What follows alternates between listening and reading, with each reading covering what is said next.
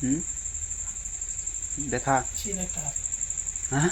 শিল একটা হাতে, হুম, এই শিল একটা উপরে উঠে রাখছে হাতে। ব্যথা ব্যথা। এই তাবিজ গুলা দিছে কি? তাবিজ এতগুলা তাবিজ দেয়?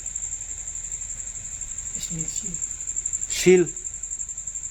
হাতের উপর শিল আছে। হুম। এটা শিল একটা ধুতে হবে না গঙ্গা পানি দিয়ে। আচ্ছা যাই হোক, হাতটি একটু কাঁপেও না?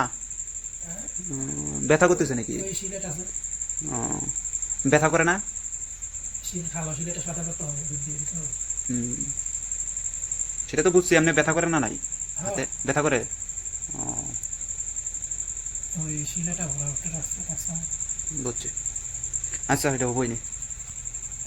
এই 20 মিনিট 7 বার করতে হবে হাতের উপর ব্যথা আচ্ছা। কমানোর জন্য।